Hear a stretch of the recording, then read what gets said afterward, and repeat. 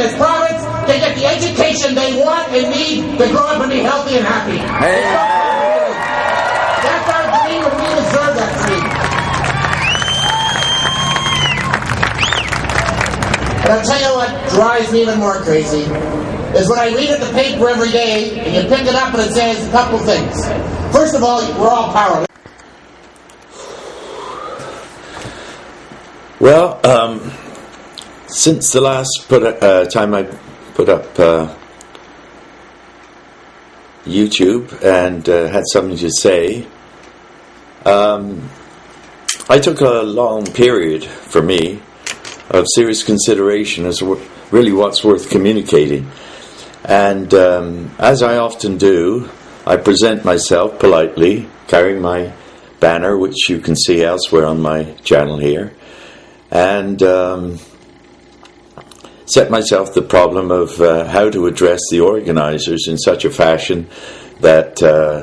I might be able to unroll my banner and take an opportunity with their microphones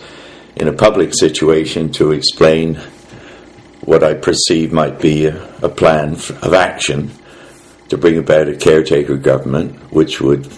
follow reasonable lines and thoughtful lines, considerate lines, and perhaps passionate lines for change that we need to begin to put into place now for the new age. And that's a peaceful time, a time of real new harmony, and a time of love for life. And the fear of death will be something that we've transcended individually and collectively, and therefore the foundation of most of our anxieties will have left the planet, and we will become what we were always intended to be, gardeners essentially, and then certainly caretakers of the planet. Now, certainly the age of Kali, which some pundits rate as being a period between 400 million thousand years, or something of that order, no disrespect, or 4,500 years, which might be a little more in tune with some other forms of mathematics, all predicting radical shifts of conscious awareness.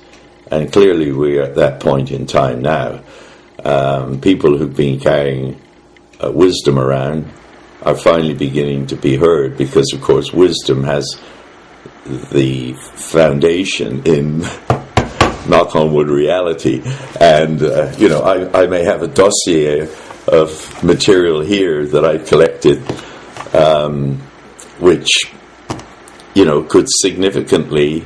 radically bring about what can we say,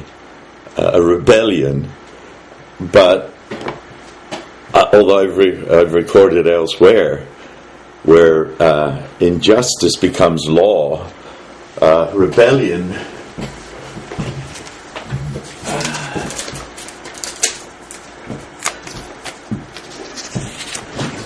rebellion becomes duty, and we have to understand what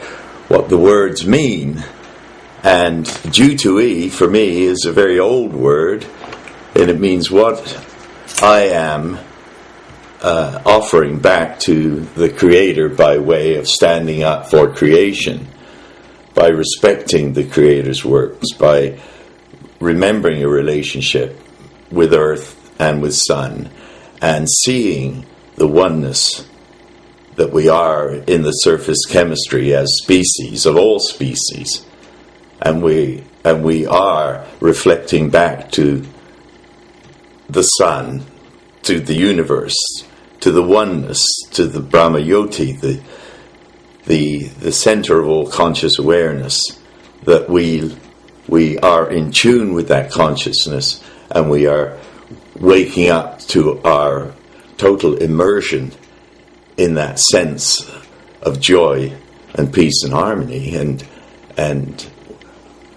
the confusions are simply dropping away from people. And as they drop away from people, then conversations begin between people, asking one another, how are you today? And being really genuinely concerned, not taking on that karma,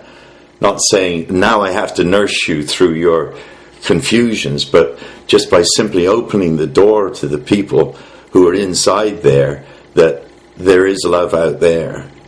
You know, it's so important to take the chance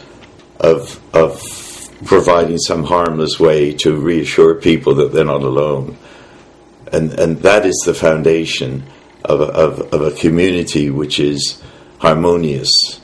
and concerned and loving, and not overburdened with guilt and fear, especially fear. We will, as we come out of the last vestiges of Kali Yuga, totally transcend fear and totally transcend lying and untruth, and